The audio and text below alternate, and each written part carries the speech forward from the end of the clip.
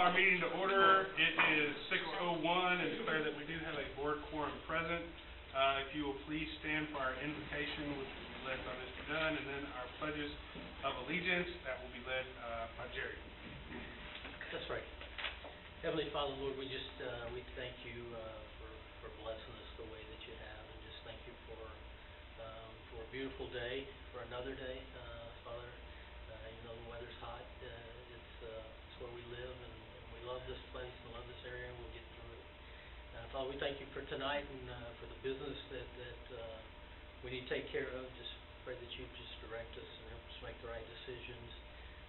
Father, as we look forward to the new year, just hoping and praying that we bring everybody back safe and ready to go and enthused. And Father, we just give you all the honor and glory. Beautifully paid. In Jesus' name we pray. Amen. Would you join me in the pledge? I pledge allegiance to the flag of the United States of America and to the republic for which it stands, one nation, under God, indivisible, with liberty and justice for all. Now Texas. Honor the Texas flag. I pledge allegiance to thee, Texas, one state under God, one and indivisible.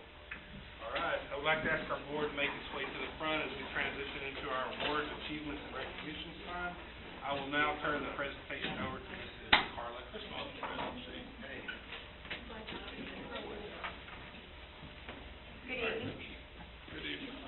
Good evening. Good evening, Superintendent Massey, Board President Howard, board members, and our guests, and our staff. Tonight we have one recognition, but it is a very significant recognition. And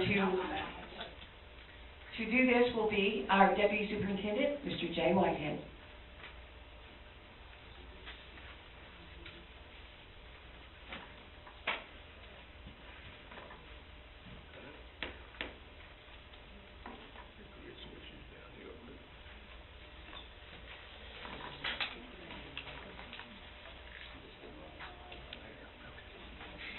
You want to chair this? Yeah.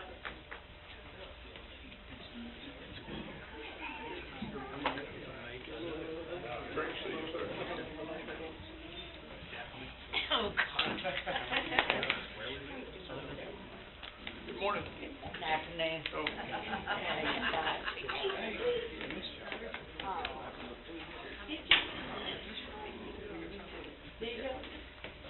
Okay, thank you. Tonight we would like to recognize Brazos Woods Principal, Ms. Rita Pinavale. Ms. Pinavale,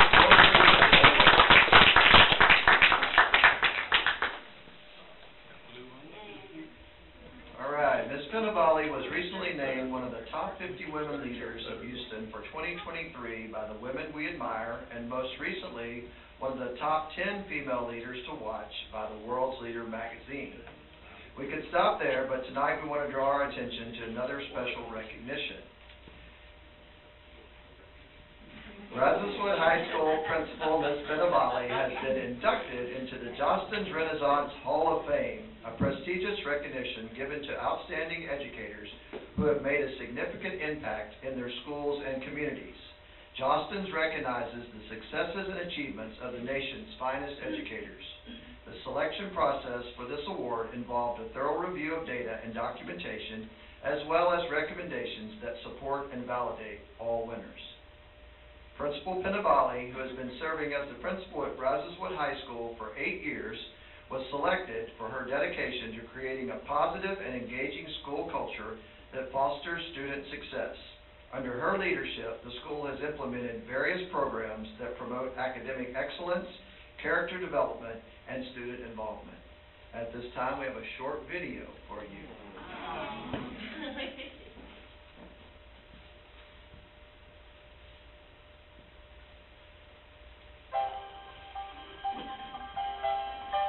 What's amazing to me, you know, I've been in front of you a few times, and I always get very, very nervous in front of the camera. But if Rita were to walk in that door right now, she would be the person that would calm the entire situation.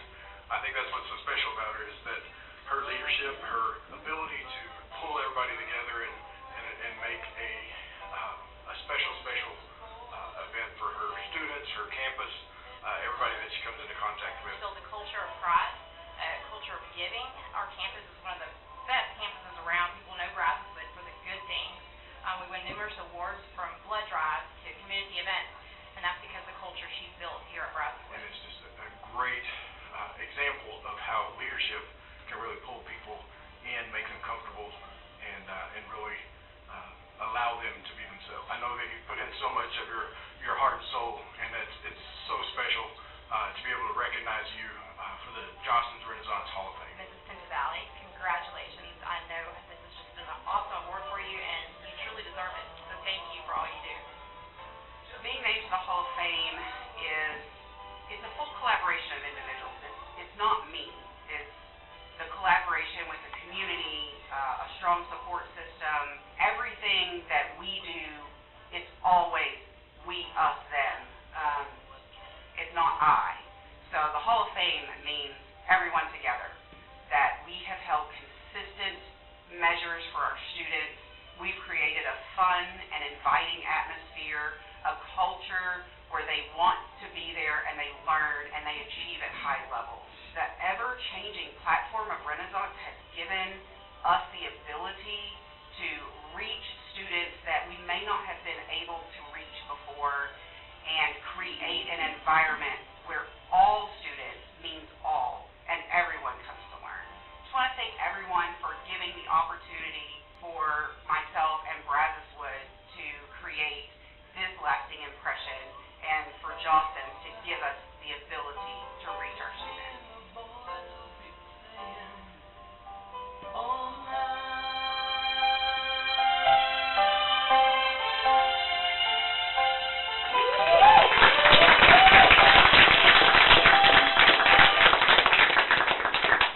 Thank you, Principal Benaval. You're certainly setting the standard for educational excellence.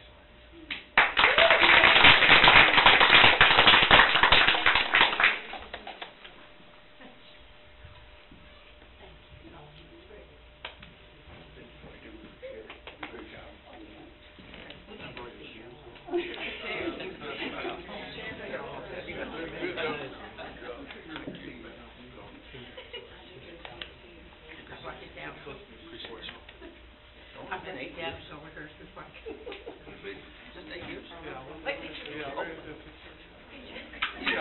know the drill by now.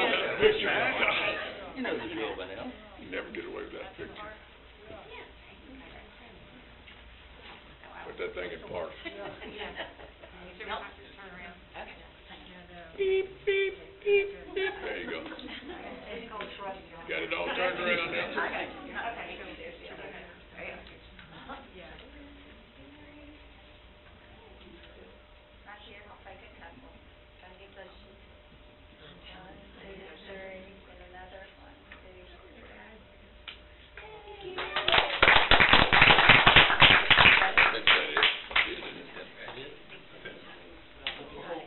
This concludes our awards and recognitions for this evening. Thank you. Sure, take my jar.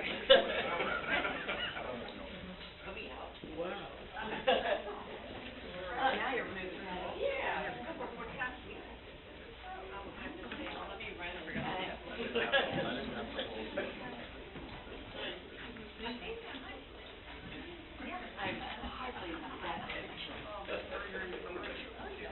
Yeah, good job. Thank you. Yeah, no problem.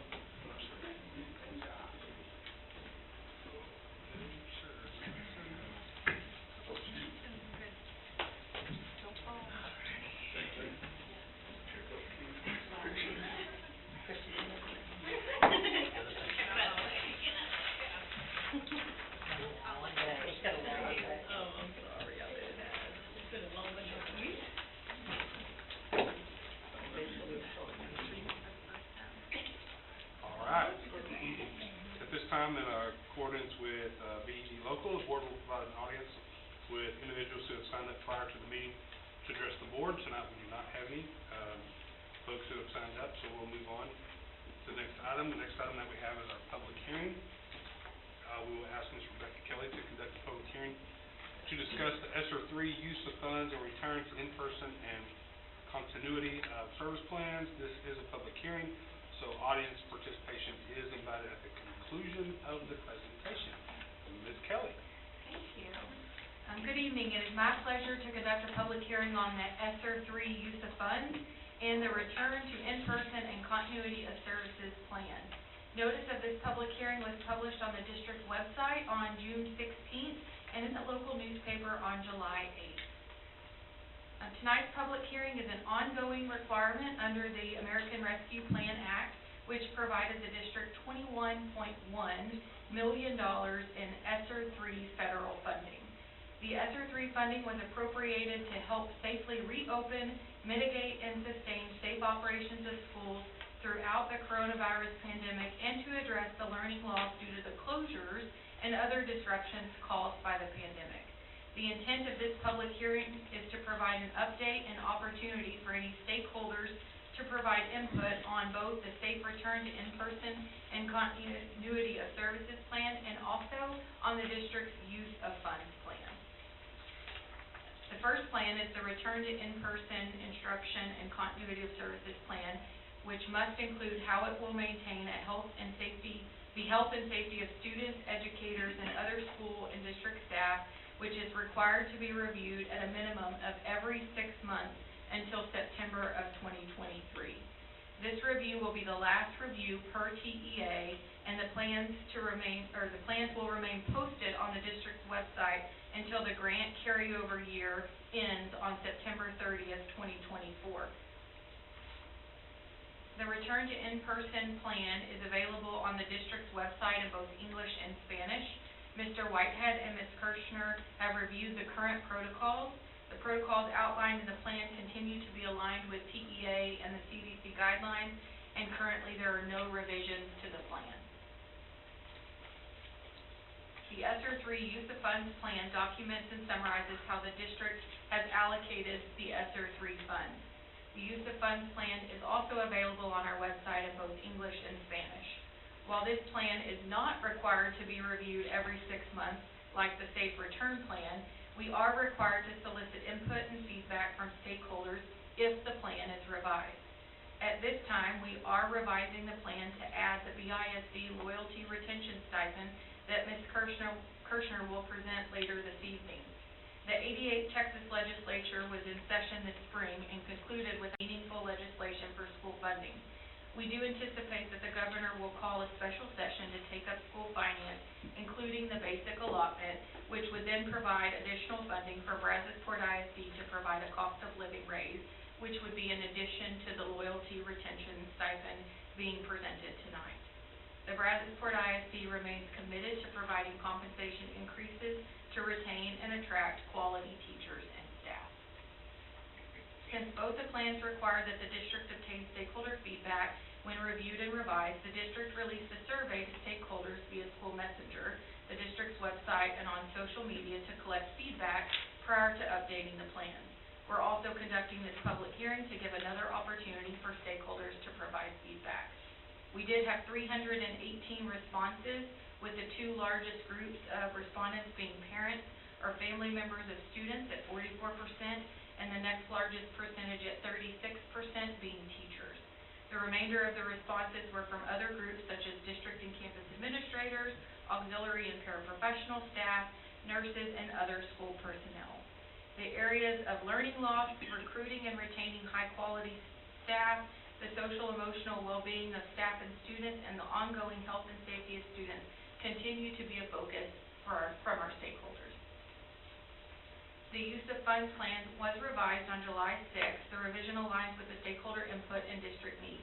The only addition since the last public hearing in January of 2023 is the addition of the BISD loyalty retention stipend. We're allocating $2.3 million. Receiving and managing over $30 million in combined ESSER funds over the last 2 years is certainly a team effort, so I'd like to thank Ms. Phillips, our Director of State and Federal Programs, along with Mr. Whitehead and Ms. Kirshner for their efforts. This is a public hearing, so I'd be happy to answer any questions from the board or the audience. Any questions from the board first? From the audience?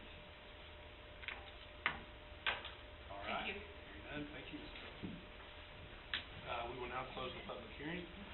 Next item that we have on our agenda is our consent agenda. Are there any items to be pulled from the consent agenda this evening? All right, hearing none, then do I have a motion to accept the consent agenda as presented? All right, it's been moved by Mr. Reinhardt. Do I have a second? Second by Ms. Cuellar. All those in favor signify by saying aye. Aye. All opposed by nay? All right, that carries. Thank you. The next item that we have is under our action items. Public comments will be allowed before a vote is taken on each action item. Our first action item is the 23-24 compensation plan. Ms. Kirschner.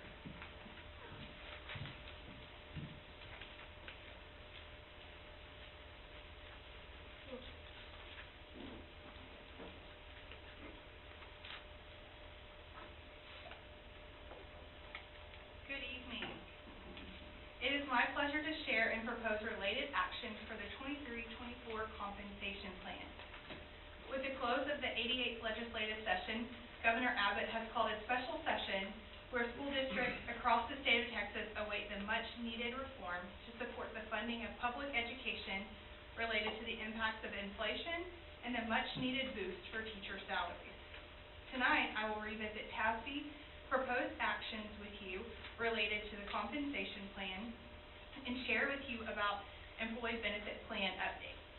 However, administration will only propose minimal action to establish the 23-24 compensation plan pending legislative action related to general pay increases for Brazos-Port ISD employees. I would like to start the presentation tonight with an update related to our employee benefits. We're happy to share that BISD dental, vision, life, and all other Section 125 plans remain unchanged for the 23-24 plan year due to rate guarantees associated with plan implementation our previous year. TSHCP medical plans, however, will have changes related to plan options, design, and rates. The TSHCP group as a whole is projecting claims to exceed total premiums. However, as a district, our claims are trending favorably compared to when we participated in TRS Active Care. This is the first time in 3 years that TSHCP has applied rate increases, so we anticipate these rates will position the group for stability moving forward. TSHCP has shared that the biggest driving factor for rising claims is utilization. This illustration shown highlights the increase in healthcare spending related to volume. Additionally, the utilization increase is also referred to as the COVID catch-up, where employee or plan members have pushed any type of healthcare just due to, COVID and the environment around them. So now they're catching up. For the 23-24 plan year, TSHCP will only have 3 plan options. So the TSHCP high deductible plan, the copay plan, and the Aetna signature plan. The Aetna HD plan will no longer be an option for employees. However, they will migrate to the TSHCP high deductible plan, which is the closest matched plan, and benefits related to HSA will remain the same. Of course, impacted employees will have the option to select any of the other plans during open enrollment. At your seat, you will find the 23-24 medical rate comparison chart. As previously shared, TSHCP has increased plan rates for the first time in 3 years, with employees on the TSHCP high deductible plan seeing a premium increase in the amount of $57 per month, and employees who elected the Aetna signature plan will see a rate increase of $142 a month for employee-only coverage. Tomorrow, open enrollment will begin for all BISD employees and will last through August 16th. The BISD benefits team is prepared to support employees in benefit-related questions as they arise through this open enrollment period. Okay. At this time, I would like to shift our focus to information from the TASB salary study previously shared with you all, and compensation plan action for the 23-24 year. As part of the pay maintenance study, TASB selects peer districts to evaluate BISD employee compensation and pay grade data. This peer group evaluation ensures that BISD salaries and pay structures remain competitive for all roles within the district. In addition to the market group evaluation as outlined on the screen, TASB also references data for position within school districts that could also be influenced by industry data. TASB also sources data from Economic Research Institute and comp analysts to ensure we remain competitive even in those roles. This comparison might include related positions in finance, maintenance, police department, nursing, and other similarly positioned roles. This chart shown above, is Bradford ISD teacher salaries compared to market data starting with step 0 and in 5-year increments moving forward. Compared to market data, at step 10, BISD is 96% of market median, which is a difference of $2,655 from our market group. As a whole, BISD teacher salaries range from 96% to 99% in comparison to the market peer group. This table here is another look at the line chart, another version, if you will, which is a comparison for the BISD salaries to the local market median. However, you can actually see the amount different in comparison to market at each of those increments in 5 years. And you will see, once again, kind of a comparison at 10 years, which is our lowest mark in terms of market comparison, remaining at 96%.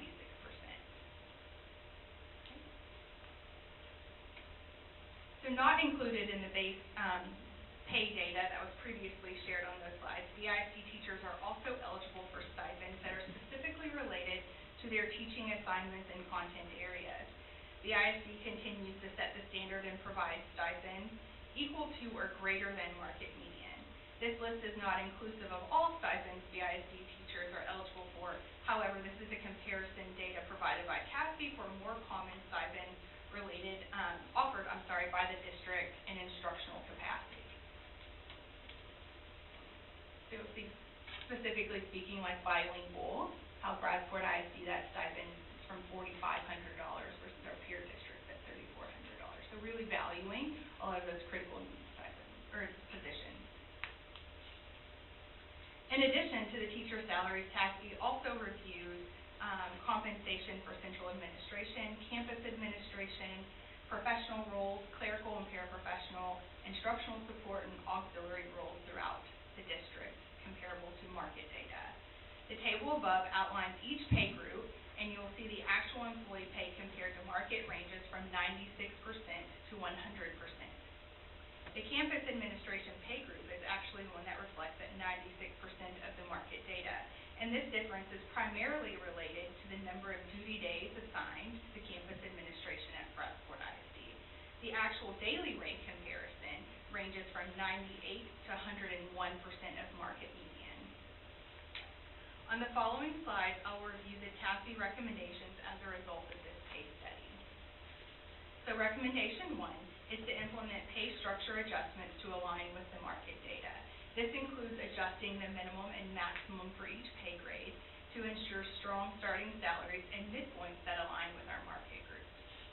Recommendation 2 is to adopt a general pay increase to maintain market position. We previously shared 3 cost models for review, 2%, 3%, and 4%. As a reminder, the teacher general pay increase is calculated on a percentage of market median salary, while non-teacher general pay increases are calculated on the actual midpoint of the pay grade for that employee. This line chart reflects the next 3 slides. I'm going to share with you what the teacher comparison looks like with the 3 models that were previously presented. On the screen is the 2% GPI starting salary, with the starting salary being $60,000, which is $1,000 higher than our current teacher salary. And this model would result in an increase for teachers in the amount of $1,300. Okay.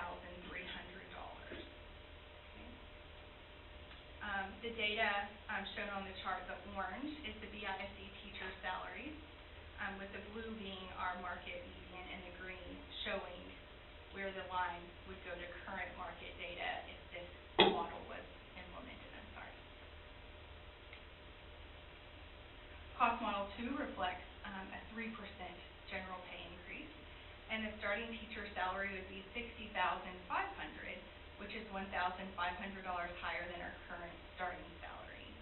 The increase amount for each teacher would be $1,900 for this model. And once again, the dotted green line shows where BISD would progress in terms of current market data.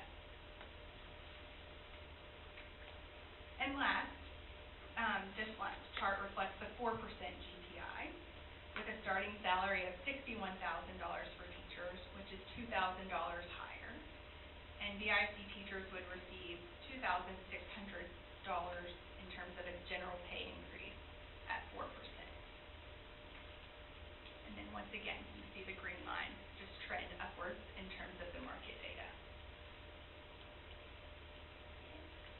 And for the third recommendation provided by TASB is to provide adjustments to address market differences and maintain equity.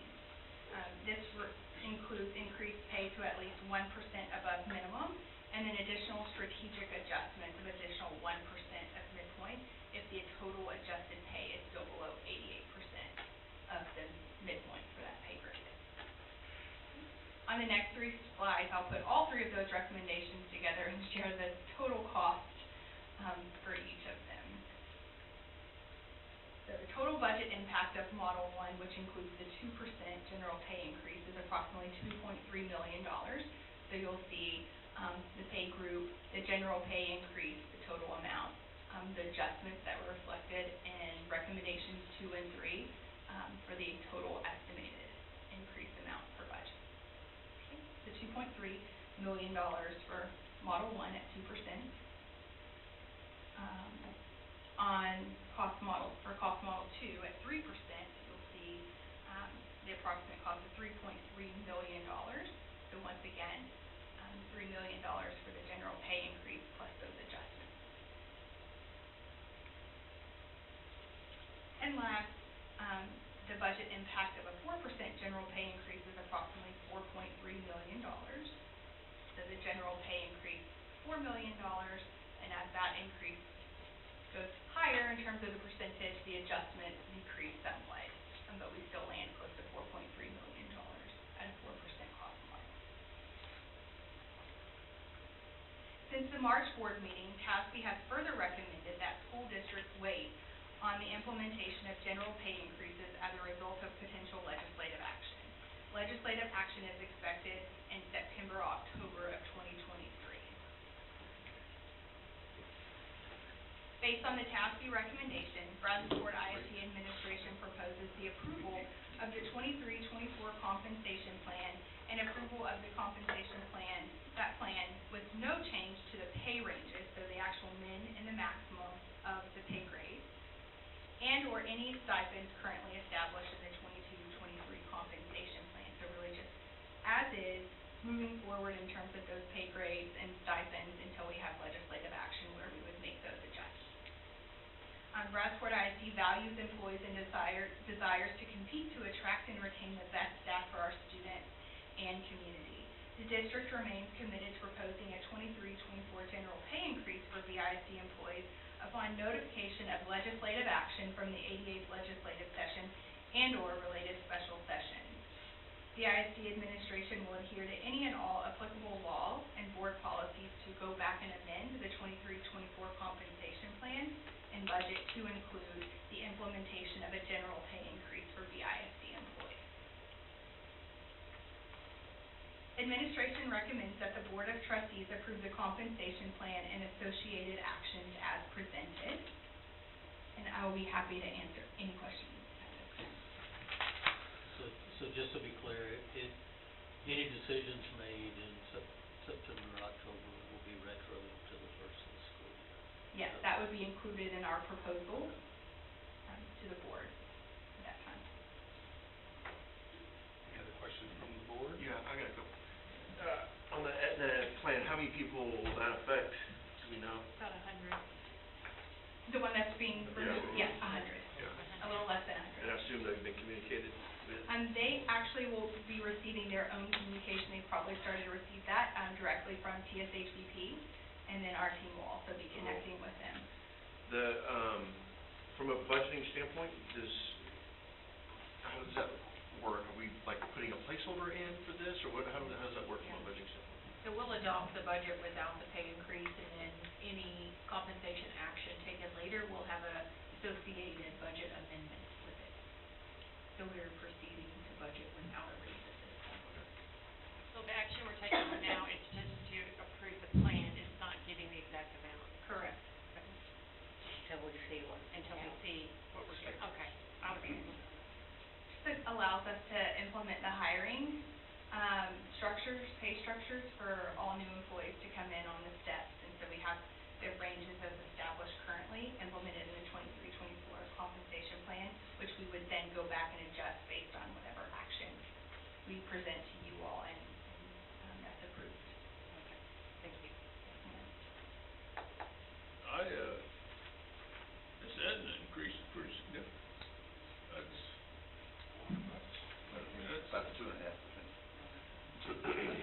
That's the plan where we also saw the biggest loss ratio. And so that plan is underfunded and losing money. So our high costs are in error, and the premiums aren't generating enough to cover the costs. So that's where we're losing the most money. That other option, that's the Kelsey-Siebel option. So no, Kelsey-Siebel is a partner. They're They're a provider, yeah, It's they're not not part of giving our. any choice. And available on any of our plans. Okay, Yes, ma'am. thank you. So, how long have we been with the THSBP, whatever that is, 3 years? We're finishing our first year. Finishing our first year, actually. So- We're just sharing trend data for their rate over the Okay. past 3 years. So we're referencing the data that's not, we haven't experienced that. We have not had that. I mean, we experienced it with the former group, but With the increase. we haven't seen it, okay. So this is based on other, experiences with other districts that they represent. Yeah, it's a fully insured plan, and so it's managed like a group plan. And so when they set rates, they're looking at the group, data as a whole, not just our individual data. So does our individual data also reflect So underfunded? right now, Or our is that loss what we're doing? ratios are running better than what we were experiencing TRS. Right now, they are projecting, including runoff claims, for us to have a loss ratio greater than 100%. What that is right now is based on a bunch of actuarial data that I'm not 100% confident in. Right. And so, look, that is yet to be determined, I guess. Because at mid-year, we were under significantly, right? Right. Yeah, after the first quarter, we were This first quarter. significantly under. But what we're finding is that a lot of teachers wait Wait till till the the summer summer to months. get, stuff done. And so what that's gonna come in at after the first quarter of the next plan year is when we'll kind of have an accurate estimate of how we're gonna end this year. Yeah. But they are projecting right now a loss ratio, but we'll see what it is. Well, we thank them for doing that, so we don't have to get subs. But it's not like a particular, Right, people right. having like catastrophic illness that's making it do that. They know. Is that Yeah, correct? we do Plan have as some a high whole. costs, yeah. So you The have plan some as a high whole is projected to have a $35 million loss. So this rate increase makes up for that, plus positions them to where we don't see these rate increases moving forward.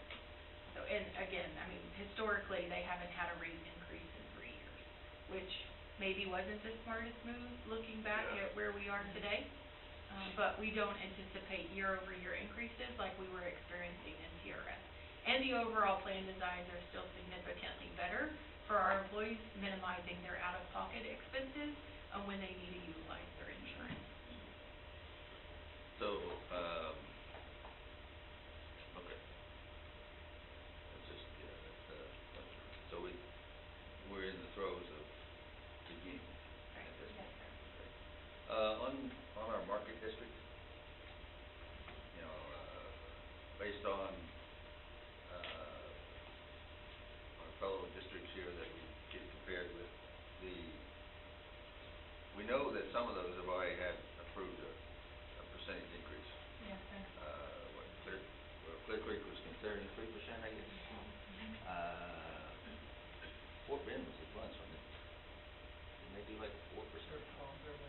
So, back to pick a model two, I guess, one or two, the 2%, and then we show our little green line, you know, it's gonna jump up again. Absolutely. And so we know, so I'm wondering if we just, you know, can we, if we assume a 2% overall for our market comparisons, how far up does it move the green squiggly dotted line? The same as, I mean, 2% is what we're, Yeah. yeah, it'd be the exact same, right? 'Cause we're, I don't know, that's, I think it is, yes. Well, Yeah. that's right. But we're comparing our potential 1 or 2, 3 or 4% increase to this year's, not next So year. what would move on this line, here's the 2% model, Mr. Atkins, what would move is the blue line, right? So the market data would then be adjusted, so the green line would become the orange line if we implemented the 2%. Then we would just see that blue line, which is the market data increase based on whatever the peer district aggregate or median increase Yeah, is. say if it was 2%, we would still be 2% higher. Yeah. it'd be the same graph. Yeah. So, Just a little higher. you know, we're not making progress as we show on the graph. I just like to point out every time. Absolutely, this is current data, so that line would trend. Well, we got current data and potential next year's data, so we're not comparison. They just keep bringing the same graph back I know. every year. Sorry.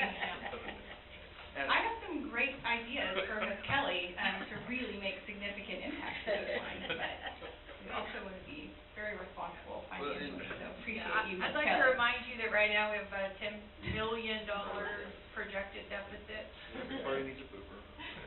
Pending special session where we might see an increase of basic allotment. Listen, Obviously, I'm that would sure the provide more legislature's funding gonna come for back and take care of us. compensation increase. Well, Yeah. I guess one of the things is, you know, I'm not sure we're gonna get money for teachers, so, but anyway, that's another story.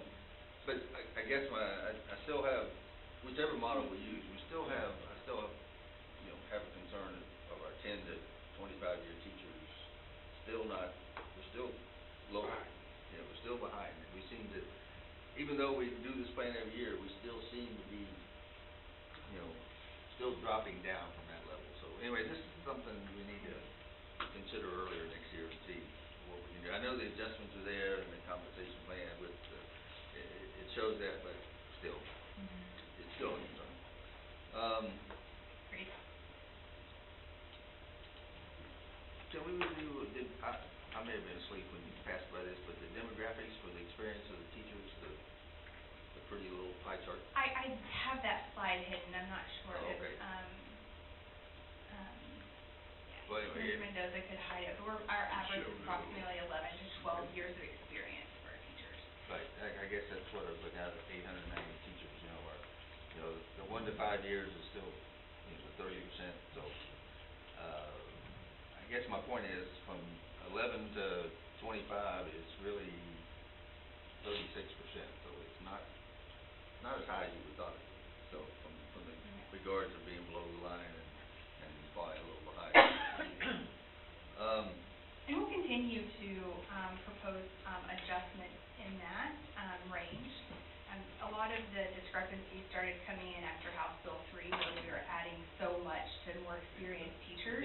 Districts were doing different things, right? So impacted that comparison at those steps differently. And so we'll continue to provide higher amounts at that range in terms of adjustments to level that out. Or recommend at least. Yeah, and one thing I think, I would be totally shocked if we got anything from additional money from the legislature before early next year. You know, so that, you know, from the standpoint of a $10 million deficit, you know, going back and looking at, you know, I mean, basically, potentially on the next one, if we give it a 2.5%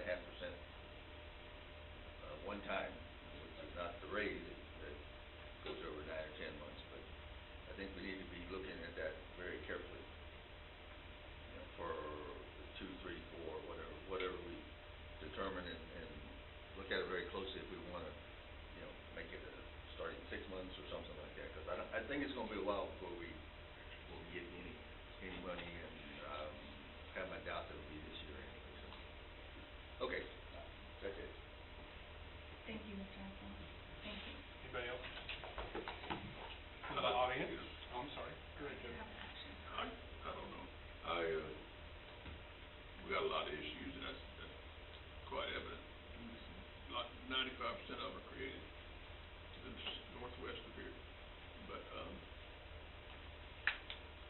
look and see what even some of the districts are proposing, their raises aren't so high, but we've got several districts, not a lot, I'll say several, whose starting pay is a little bit higher than ours. And I think to a degree, that's something we need to look at very carefully. I know we have our apprentice program, we grow our own and all that, but, you know, for us to stay real competitive, we've got to find ways to, you know, not only the folks that Mr. Atkins was addressing, the older folks, but the new teachers.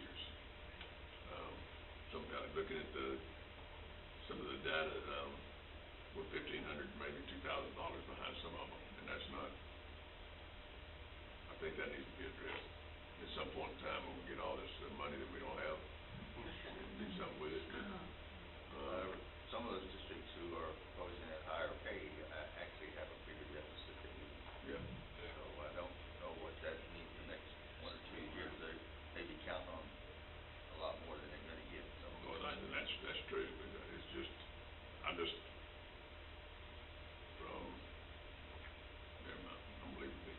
Region 4 is the most competitive region out of, in the entire state, and so we see that when we even just talk to peers outside of Region 4. And you do see some differences at step 0, but that's actually one of our highest points in comparison to the peer districts that we have selected for BISD. But you're right, I mean, we see it in the news every day, and so do our teachers, right?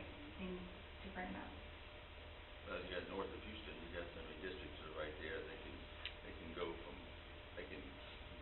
2 miles down the road for an extra $42,000 starting. So it's kind of like, it's kind of a different comparison from the Region 4 standpoint. Yeah. For them to come here, it would have to be a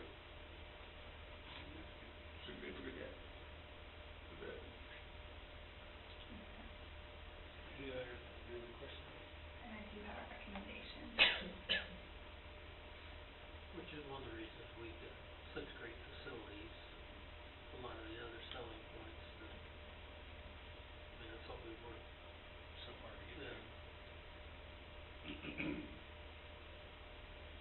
Any questions from the audience before we hear our recommendation?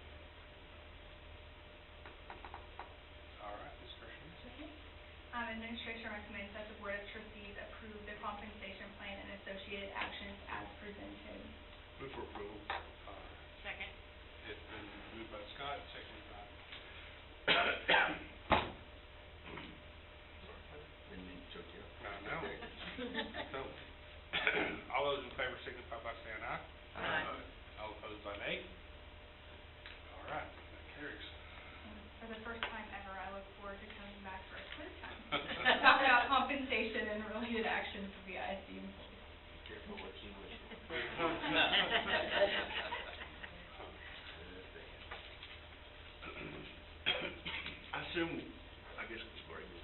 I assume we'll communicate out that legislative issues with all the teachers tomorrow. Okay. Make sure they understand. Could they not know? Is there any way? Yeah. Yes. I mean, it's everywhere. Yeah, I know. Senator Thompson's Cleared it up. All right. Thank you, ma'am. Next item that we have on our action items is the Redport ISD Employee Loyalty Retention Stipend. I'm here with you one more time. So good evening again. In alignment with board policy, TE local, and TE legal, and board goal 5, BISD will recruit, develop, and retain highly effective staff. It is my pleasure to present to you tonight regarding the proposed BISD Employee Loyalty Retention Stipend and board resolution. Chapter 44 of the Texas Education Code established the legal basis for budget development in school districts. Section 44.006 states that public funds of the school district may not be spent in any manner other than as provided for in the budget adopted by the Board of Trustees, but the board may amend the budget. All budget amendments so authorized must be made prior to the close of the school district's fiscal year. The board-approved compensation plan also allows for the Board of Trustees to review and modify stipends and incentives periodically, dependent on available funding, along with pay ranges associated with general pay increases. In terms of the retention stipend, ESSER funds are available for use in addressing a wide variety of needs brought by the pandemic, including addressing and accelerated student learning through strategic efforts to retain existing staff. Any eligible expense under ESSER 3 is also eligible under ESSER 2 for related expenses. The BISD administration places significant emphasis on the following two considerations. So first is retention. There's a public purpose served and a benefit to Brazosport ISD to seek to retain employees and increase morale as staffing shortages continue to present challenges for districts across the state. Second is loyalty. Brazosport ISD would like to express our gratitude and recognize the efforts of district employees for their hard work and continued dedication to Brazosport ISD, our students and community, in the coming 23-24 school year, with the implementation and payment of a one-time BISD employee loyalty retention stipend for all eligible employees. Administration proposes the implementation of a one-time Brazosport ISD employee loyalty retention stipend payable in lump sum in the amount equivalent to 2.5% of an employee's base pay, excluding stipends and extra duty, and will not be less than $500 for any eligible BISD employee who is considered full-time. To be eligible for the one-time loyalty retention stipend payable on their first check for employees in 23-24 for their assignment year in 23-24, employees must meet the following requirements. Employees must be considered full-time, must have been hired prior to March 1st, 2023, or have been an active employee on contract for a minimum of 90 calendar days, not calories, not calendar days, during the 22-23 assignment year. And employees must return to work for the 23-24 assignment year, and must be an active employee in good standing and not on paid or unpaid administrative leave on the date of the payment. The funding for the proposed employee loyalty retention stipend is available through the use of ESSER funds as an allowable expense. Ms. Kelly shared earlier in the public hearing that this stipend and recommendation has an approximate cost of $2.3 million. Administration recommends that the BISD employee loyalty retention stipend be approved as presented and as outlined in the associated board resolution, utilizing ESSER funds in the amount of $2.3 million. And I'll be happy to answer any questions. Thank you. Can answer any questions that you may have. Do you have any other questions from the board before we move forward? I still move for From the audience? Do the employees know that? No, it'll be communicated tomorrow. Yes. Y'all can't tell them. They'll get their first paycheck in September. The food payable for people who start in July will process in July, and employees who start their contract here in August will receive that in their first paycheck in August, and all of our teachers will get it in their first paycheck in September. All right, it's been moved by Joe to accept the recommendation from the administration. Do I have a second?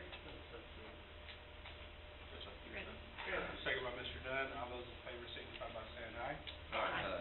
All opposed by nay. All right, that carries as well. Thank you all. What are you? Next item that we have on our action items was any items from the consent agenda. We do not have any, so the next thing we'll move forward with are our reports. Our first report is the ad valorem tax collection. Ms. Kelly, and public comment will be allowed on each report. We're gonna have to cancel that report and do it next month. Mike Garland will be able to make it. All right. Take that off the list. It'll be rescheduled for the special board meeting August 7th. All right, so the next item that we have under our reports is our district improvement plan. Mr. Redden. Sure is a big package of papers you got there, Mr. Redden.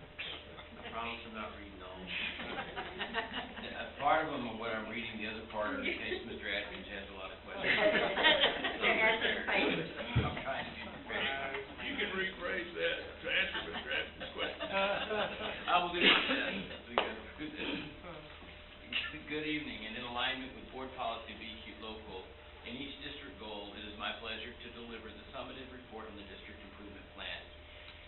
order, I provided you with a report on the progress being made toward implementing the strategies that support the 13 performance objectives.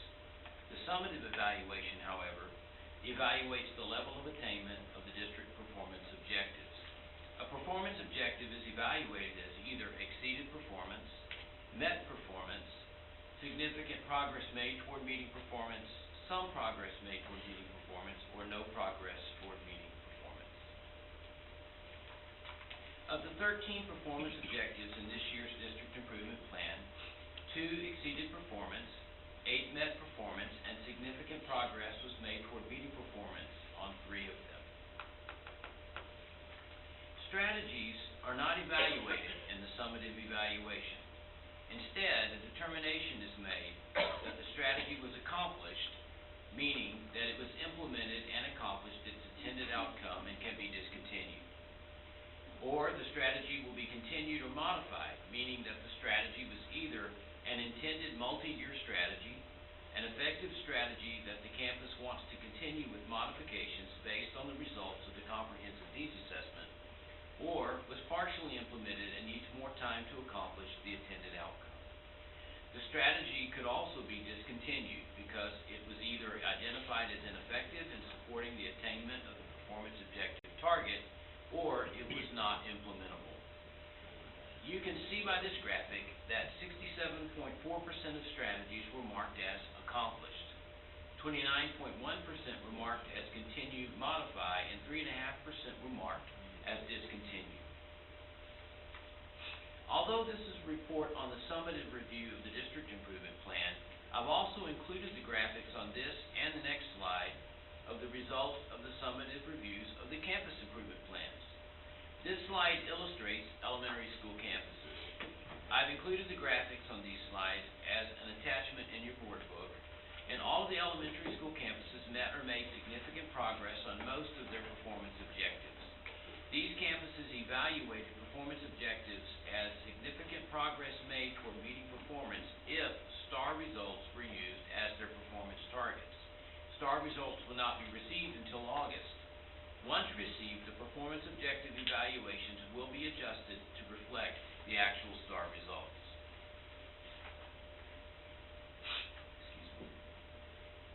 The middle and intermediate schools also evaluated any performance objectives linked to STAR results as significant progress made toward meeting performance, pending the receipt of those actual results, as I said, in August.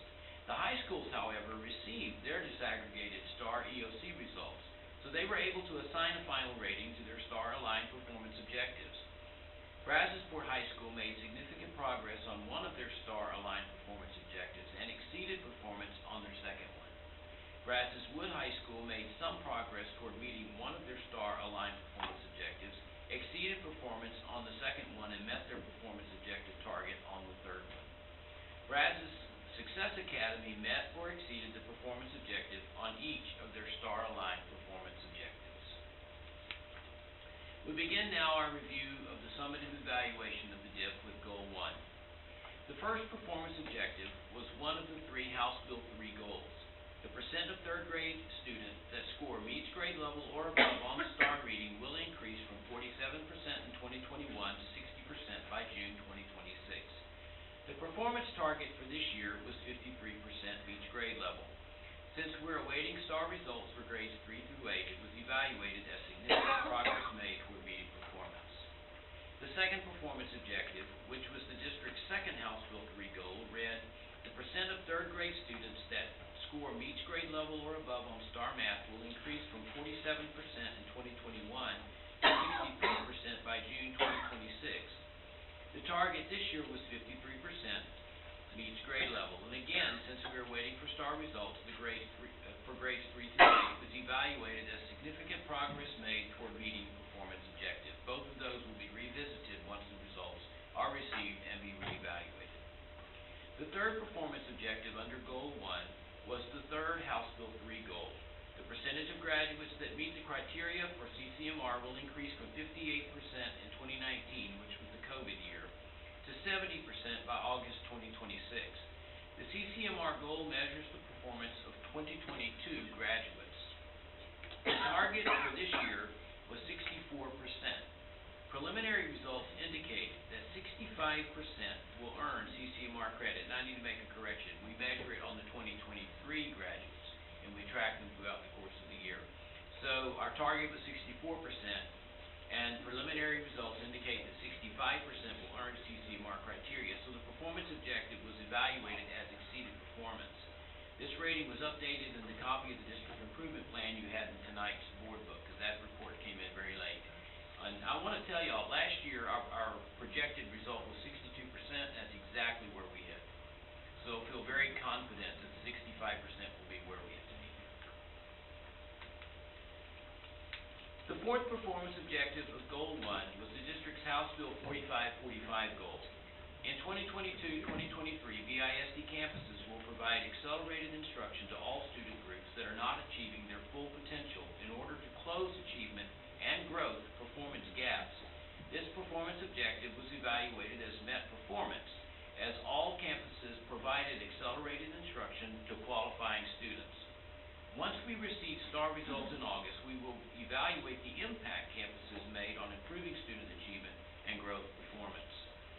The final performance objective under Goal 1 was in 2022-2023, BISD will successfully evaluate and complete all activities identified to be started and completed during the second year of the multi-year implementation of the curriculum management audit recommendations. This performance objective was evaluated as met performance since the program evaluation plan was completed in June. Goal 2 included two performance objectives. The first one, in 2022-2023, BISD will implement 10 or more strategies that ensure health and safety of students and staff in all learning environments, was evaluated as met performance as 13 strategies were fully implemented. Of those 13, 7 were rated as accomplished and will not be continued next year, and 6 will continue next year. The second performance objective under Goal 2 was also evaluated as met performance. It reads, in 2022-2023, BISD will implement strategies that support the mental health and development needs of students. The performance target was to implement 9 strategies. 9 strategies were fully implemented, 4 of which will be continued into 2023-2024. Performance Objective 1 under Goal 3 was a continuation from last year. In 2022-2023, the district will provide excellent customer service for all visitors and stakeholders.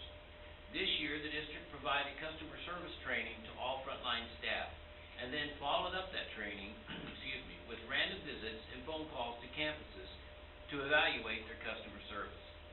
There was a marked improvement in the customer service results we received through the spring thought exchange. So the performance objective was evaluated as met performance. In response to last year's district survey results, a new performance objective was added under Goal 3, and it reads, in 2022-2023, volunteerism and parent involvement will increase across the district. Responses from volunteers to Thought Exchange were overwhelmingly positive as a result of the different strategies that were implemented this year to improve the volunteer experience. We also saw an increase in volunteers this year. Therefore, this performance objective was evaluated as met performance.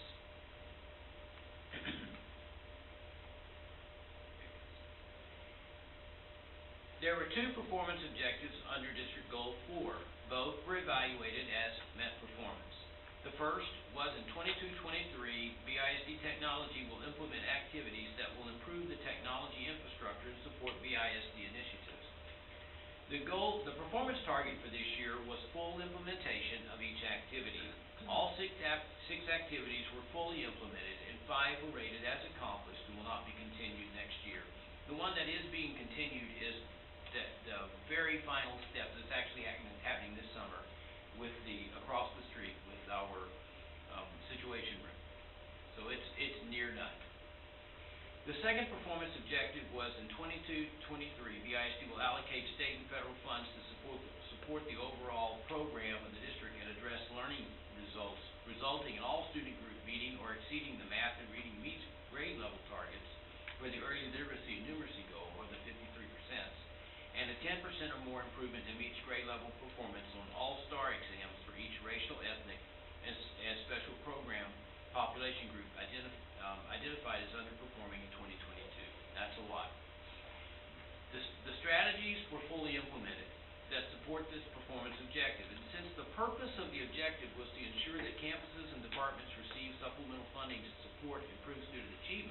The objective was rated as met performance. However, once star results are received, the objective will be reviewed to determine if it needs to be reevaluated and to see if it met the other targets. There it goes. There are 2 performance objectives this year under Goal 5. The first was a human resources objective, and the second a professional development objective. The human resources objective reads, in 2022-2023, BISD will develop programs to attract and retain highly effective staff. This performance objective was linked to the district's efforts to implement the Registered Apprenticeship Program. The Registered Apprenticeship Program far exceeded performance expectations, so the objective was evaluated as exceeded performance.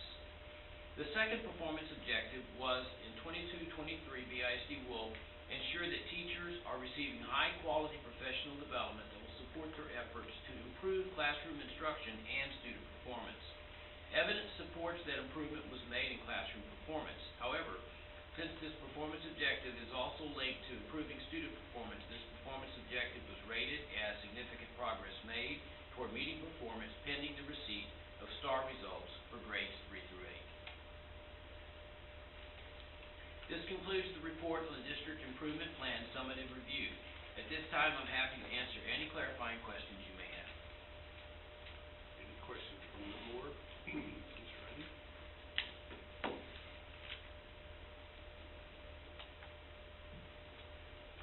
Jim? Always wait on the state. Give them, so. It's like the compensation plan, right? I was thinking about that when Christie was presenting. You know, we're waiting and waiting and waiting, but yes. Those aren't important. Results and compensation aren't important, so let's don't get in a hurry. Please do. All right. Any questions from the audience? Thank you, Mr. Reddy. Thank you. Yes, sir. Next item that we have under our reports is the bond planning and construction update. Mr. Howard Renee.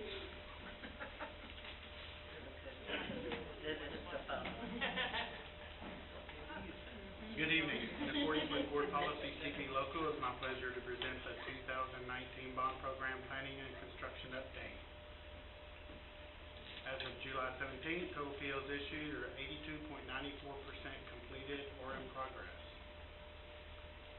This drone shot was taken last week overlooking the parking lot additions in front of CTE and 9th grade center main entry at Beewood High School, and they're ahead of schedule, and we have striping in place. They're doing fine grading and dirt work, and you can see the first phase of the back road has been completed, and then this next slide shows the rest of it, which they were pouring concrete this morning. The road has been demoed all the way to the gate, and so we should be completed very soon on that. Are they using real concrete? Yes, sir. Sure. It's very hard. What was the point of the redo of the parking there in front of the gym and in the CTE? Because it had to be reconfigured. There wasn't really adequate parking in front of 9th grade center, and then the leave out area there was twofold. One was to leave the space for a new competition gymnasium, and secondly was the detention requirements. So that black area there won't have any parking on it? No, that's all grass. It's gonna be grass? Yes. And that's the amount of space that was requested. It was requested we leave an area for a new competition gymnasium, and that's the space it'll take. How many spots did we lose in this process? It was very minor. It was relative to all the other underutilized spaces that we have in the Yeah, we have process. tons in front that aren't being utilized. Yeah, it's probably a third utilized. The marked ones are just where people park. Sir? The actual lined out parking spaces are just where people park everywhere. No, these are lined out. I know, but Oh. I'm talking about the numbers. Oh, right. We may not have lost any numbers. Right, but this also moves parking up close to the 9th grade entrance and the CTE center. And that's the slide I already showed that shows the back road, which will be completed well in advance of when we need it to be. Over at Hopper Field, this is a drone shot looking at everything that we're doing over there, and it is moving along. We will be completed and ready for the first game. And this is a closer view of the front entry. And this is looking over at the homeside concessions and restroom building. And then that's closer to the concessions or ground view. And over at Bradsport High School, this is looking at the CTE construction as well as the field house. And this is looking at the field house. You can see where the old field house is located. We now have concrete in place, which is all parking. And then the fire lane, which wraps around and goes around CTE all the way out to 2nd Street. And this is a view looking at the main entry there in the background. And you can see that the sidewalks are going in as well as canopies. And this is looking from the levee, looking towards the front entry there on the right, and then the weight room on the left. And this is looking from the east, and showing that you can see where the fire lane comes in and just ends right there. It circles around and goes around CTE. And over on the middle right of the photograph, that's where the new athletic storage building will be installed. And that should be completed hopefully by the end of August. And the old storage building was located where the road needed to go, so we had to take it down. That'll be open prior to school as well? It's not by the time students come, but by the end of August. But it's a storage building. Everything else will be. No, I mean the main field house. Oh, absolutely, yes. And that's just showing one of the canopies on the side of the building. And this is the area that goes in, I think, where they also have their charging areas for the carts. This is at the front entry. And this is the reception office. This is the head coach's office. And that's the main corridor with the weight room on the left. And that's the entrance to the girls' corridor. This is the women's coach's office. And this is the players' meeting room. And that's the kitchenette. Kind of serves for when they're having events or whatever in the players' meeting room.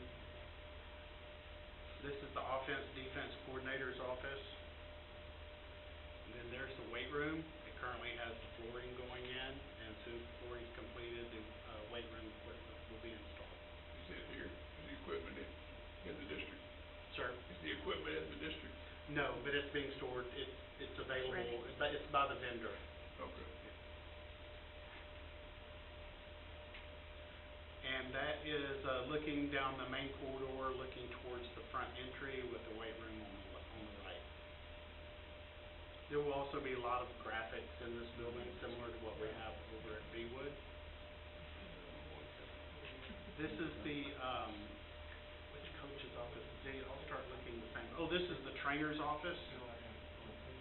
And this is the therapy room. That equipment is about to be installed as well. This is football storage. This is the boys' corridor. And then this is the offense and defensive coach's office. This is freshman football locker rooms. And this is the boys' corridor with the laundry lockers over to the left. And this is the laundry equipment on the boys' side. And this is sub-varsity locker room, and this is the varsity locker room, varsity football locker room. Okay, over at Brazos-Port High School CTE, this project is also moving along well. This is the slide we showed you last month on the phasing of the project. This is looking down at the new addition that's going in at the front. All of the underground utility work has been completed, and they're about to wrap up the underground utility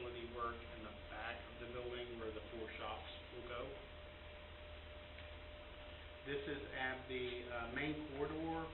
It's showing the collaboration area at the bistro. The bistro is right over to the right. And this will actually become, over to the left, actually becomes a wide corridor that goes into the new addition at the new front entry to the building. This slide shows it looking from where the new entry will actually be, where the new addition connects. It will actually, this year, it'll only be this width, but next year, when we finish, that wall to the right will be gone, and so the corridor will be very wide. And so it all comes in, once you go through vet tech and cosmetology and all, you come into this area, and then you'll come into the bistro, and it'll open up to the bistro. This is Arts and AV Lab, and this is the podcast room. And this is the yearbook journalism lab. Then we've got 2 business labs, that's one, and then we've got a storage room and a store. It's actually a walk-up store. That's the walk-up window on the other end from that corridor. I'm not sure what they sell there, but it's part of their curriculum. Exporter apparel. Exporter apparel, yeah. It's part of their curriculum for teaching business and that sort of thing. And then this is the other side. You can see that storeroom and the store right there where all the buildings are. All of those windows are. This will be ready in time for school start. There's already flooring in these spaces, and we're at the stage now where everything moves very fast. All the hard parts are done, and the ceiling grid goes on, the lights and the tiles and all. So we're doing well there. Over at Griffith Elementary, the stacking lanes are done. In the background, you can see it's a triple stacking lane that ties in with the existing triple stacking lane that they already had in place. And then at the bottom of the picture, you can see the parking lot addition that we installed. And this is just looking at it from another view. All we have left there is just some fine grading and planting grass, and we're done. Same thing over at Polk. You can see the stacking lane addition at the top. And then that's just another view. And then a surprise to us all is the canopy where the student flags will be dropped off and picked up is actually installed. It wasn't expected to be in place until the end of September. So we lucked out on that. It's just another view of the new canopy. And over at Rasco Middle School, this is the beginning of the slides that are showing some of the work that maintenance is doing over the summer. And at Rasco, they're renovating all of the group restrooms with new flooring and fixtures. And over at Lanier Middle School, these are the group restrooms that they have constructed in the 3rd and 4th grade wing. There weren't any group restrooms over in that area, and because with the new configuration, they needed to have those in place.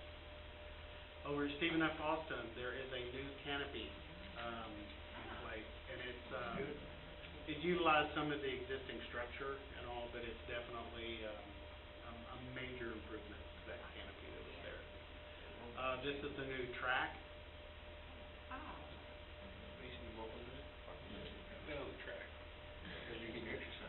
And that's the staff parking lot over on the west side of the building. This is the new flooring that's gone in on all the corridors. That's good. Huge improvement. This is the carpeting that's gone in the classrooms. And this is one of the band and the PE rooms are in that first 2-room building as you walk out of the back of the school. And they were all concrete walls and all, so now we have drywall, and we have new ceilings and lights, and so major improvement to that room. Parents are really good at that. I'll be happy to answer any questions. That's great. SFA looks great. That's great. It does. It's exciting. Great job. Any comments, questions? Audience? All right. Thank you, Mr. Allen. Thank you. Next item that we have in our reports is student outcomes. Mr. Brian Cole. Good evening. This presentation aligns with Board Policy BA Legal, the requirements under House Bill 3 of the 86th Legislature. With our district goal, Brazosport ISD will provide a rigorous and relevant learning experience to ensure that each child will be future ready. Tonight I will provide an update on our student outcomes related to the STAR end-of-course exam and the college, career, and military readiness.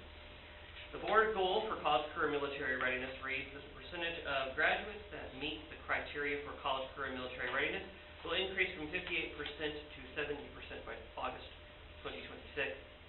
The district's target for 2023 was 64%.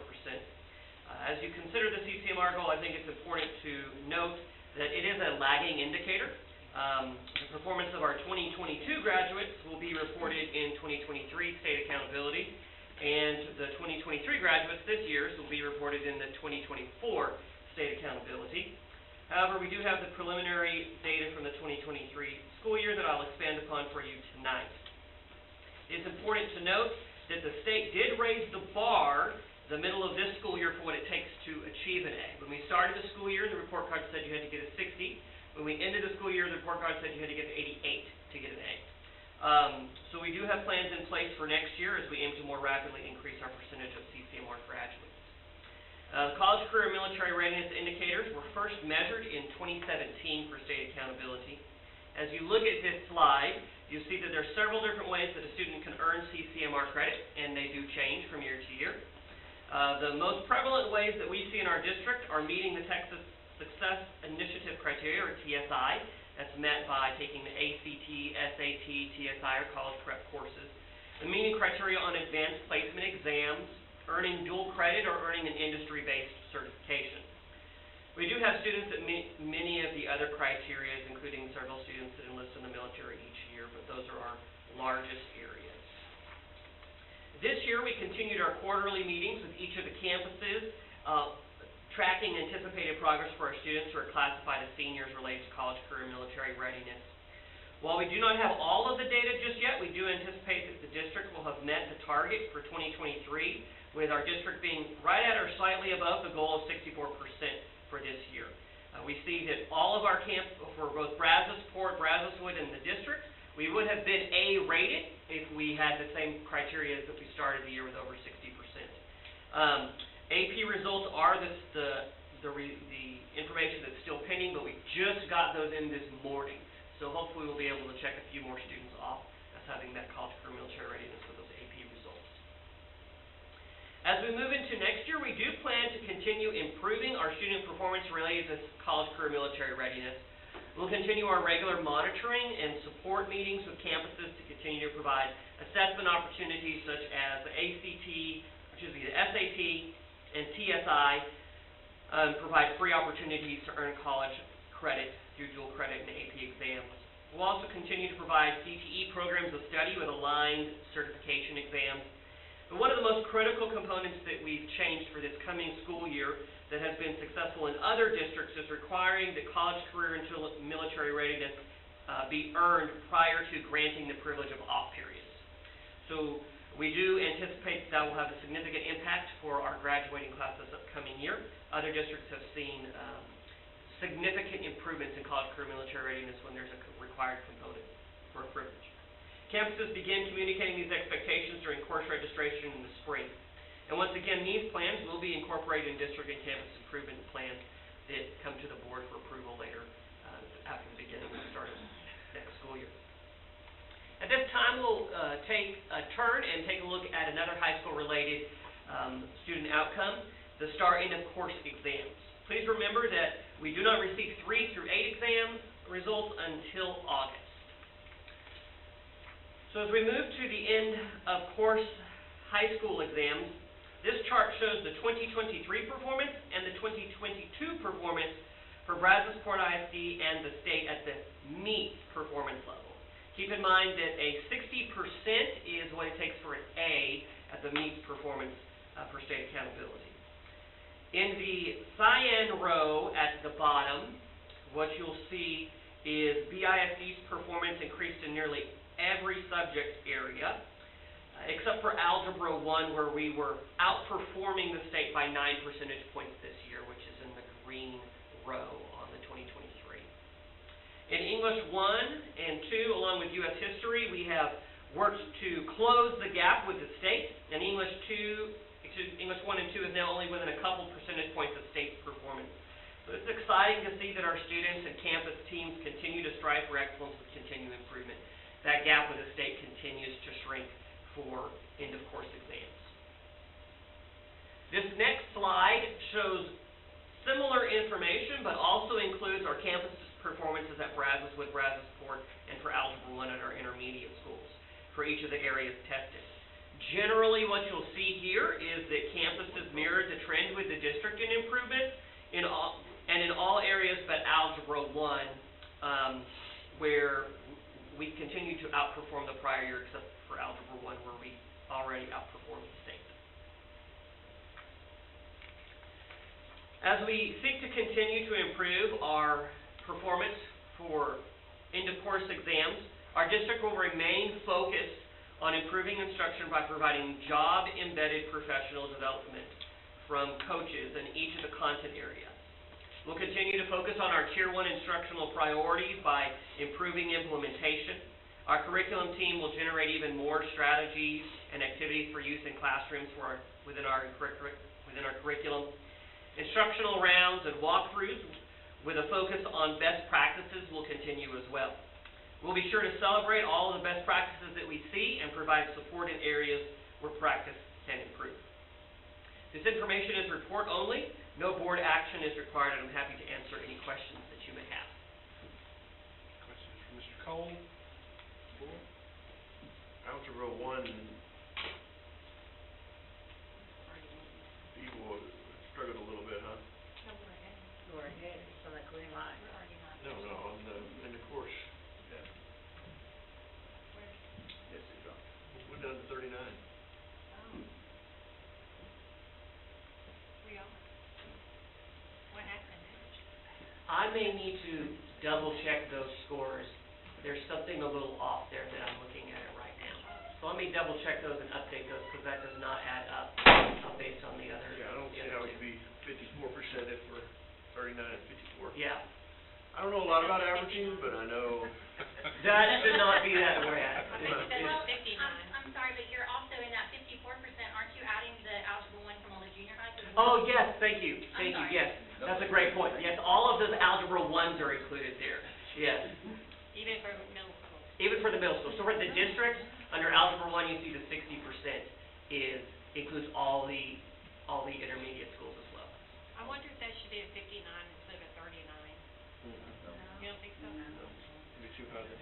No, so I think with Algebra 1 at Brazosport High School, one of the things there is primarily one teacher, and that one teacher at Brazosport High School is very good, top notch. It's like having Tom Brady as your quarterback. Cool. So she's an incredible instructor in Algebra 1. And Brazoswood has solid instruction as well, but I think it's important to know that at Brazosport High School they have a top-notch Algebra 1 teacher that is extremely difficult to reproduce. We need to acknowledge him. Absolutely. So, Absolutely. Because that's a difficult, do they have a we need smaller to do class size? something for him. They don't necessarily have a smaller class size. This is absolutely, like, it's the Tom Brady of Algebra 1 teachers. We need to give him a prize. Right, exactly. So one of the wonderful things is that she'll be eligible for teacher incentive allotment.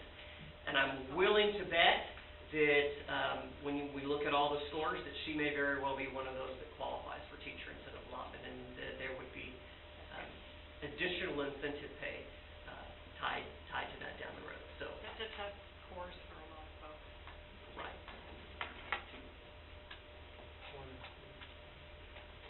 But do keep in mind that Algebra 1, that performance is above the state, right? So if we go back to this previous slide here, the state's performance is at 45% meets, and our district is at 54% meets. So we are outperforming the state. And thank you so much for pointing out those Algebra 1 scores. include the breakout of the middle intermediates as well. Yeah, hold that thought, because I have a question on it. But, first of all, thanks for the student outcomes agenda. I think this is good. Second,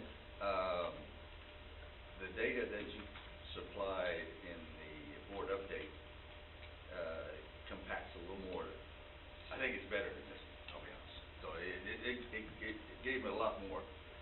The one you were talking about, the state, if you could add the state for each year, 2023, 2022 at the inserted there at the bottom. I'm not too concerned about the bottom three of, in comparison, which is, we have to do that. But, Right. But I found it, I tried to go back and forth, and I tried to put a comment in there, and the Excel thing's too much for me, so. But anyway, just to be able to, because we were just talking about how we're comparing to the state, if you would, at least for me, if you would just add that state thing in there and send that out, I think that gives me a lot better comparison. For each of the high schools? Yeah. It's on the next slide, right? Yeah, no, but it doesn't compare 2 years compact like that. If you insert the 2023 state right below the Brazos board, and in both of them, you'll have a lot better, easier comparison than going back. I have a hard time going back between two slides. Oh, between the two? Yeah. Because it'll jump out at you. I mean, you got the difference if you want to calculate it, but, massive. It's easy to do, yes. Yeah, but again, I think, the thing I liked about the board update one is it compared the approaches, beats, and, masters, which is, I still think that's really what we want to be continuing to look at. So I like looking at all three of them. Absolutely. I think that's good. But, did have a question. When you indicated job embedded professional development, Yes, sir. can you expand on that for me? So, job embedded professional development, what that looks like is, so through our campus content specialists, they're able to go and see what's happening in classrooms, right? So, not every teacher is at the same level, right? Everyone has a little bit different things that they probably need to be working on to improve. So when we have professional development in math, that's in math. We train everyone on the same thing and hope that they take and walk away and implement it. When you have job embedded professional development, you're able to go in and look at what people are doing and see the great things that they're doing, and they don't need additional training on what they're doing great, but they need additional training on the particular areas that are going to be the highest leverage for them to improve. So having campus content specialists on campus, being able to use time to go into classrooms, see what's happening, provide coaching, create sample lessons and activities for teachers in the classrooms to use, makes a huge difference because it's just-in-time training and it's targeted in the areas that people need. And having walked through, I've gone into every single tested classroom at the secondary level in the district. And I will tell you that the best money that we can spend is providing job-embedded professional development, because that's where we're going to see the biggest impact on student performance. And if you look at our EOC results, last year when you add up all the differences from the state across approaches, meets, and masters, we were about 60 percentage points behind the state, and this year we're about 30 percentage points. We closed the gap by over half in 1 year, and I would say that's mainly attributed to the great work and not only of our teams on hiring great people, but also the campuses and their campus leadership teams working with their campus content specialists to get them in classrooms and have them work with the teachers. That's kind of what was reflected in the board update data too. So really, it's almost like individualized. Correct. Okay, I understand. And content. Yes. Well, yeah. Curriculum strategies. Who's responsible for curriculum these days? That would be me. I mean, from the writing of it, or the...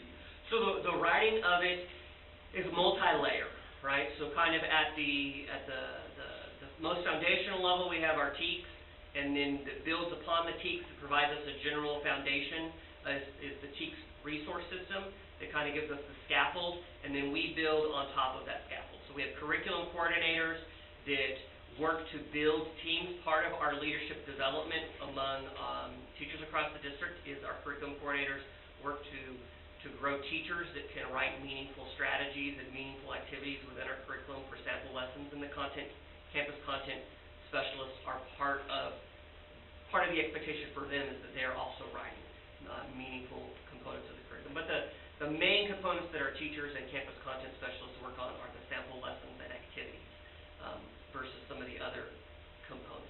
But just go back several years ago, remember, I just thought I'd ask that question, because, from that standpoint, so it's so important.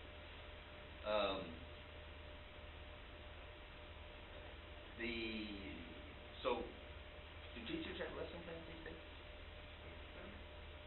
Do we look at it? Does somebody look at it? Dr. Johnson says, yes, that's good enough for me. Okay, give me an example of celebrating the best practice.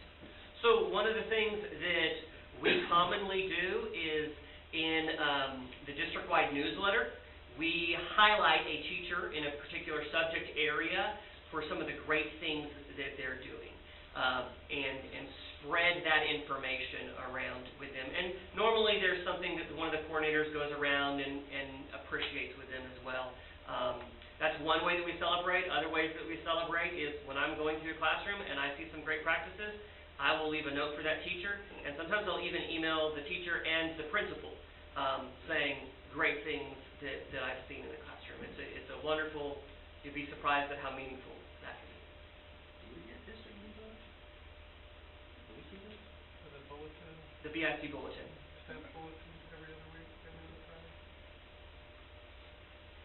You see it? Where do you see it? That goes to your email.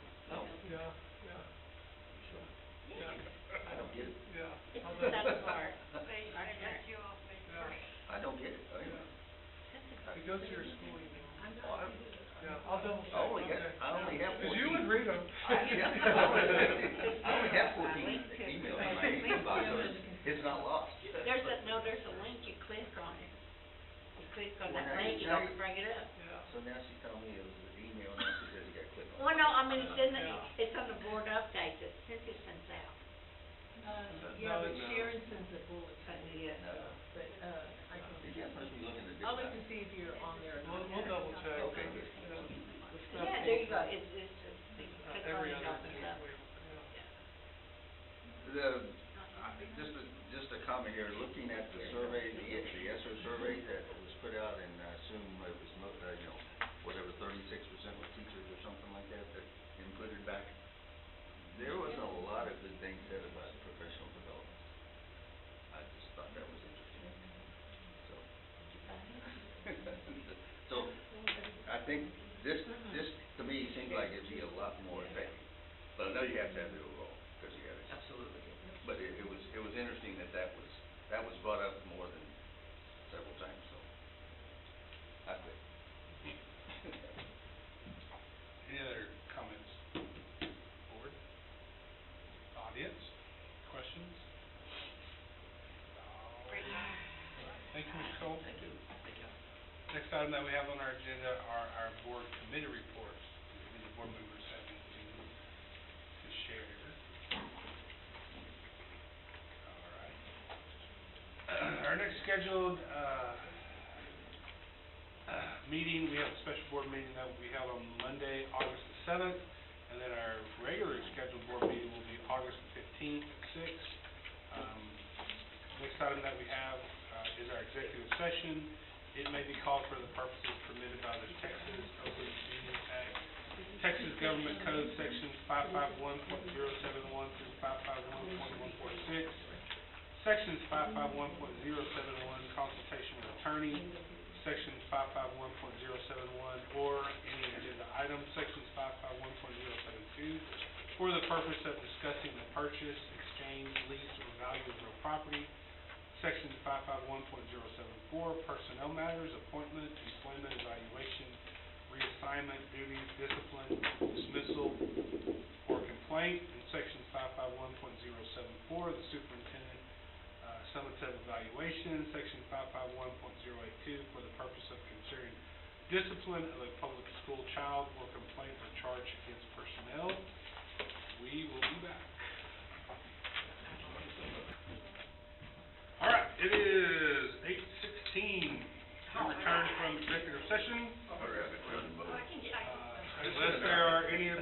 that we will stand adjourned.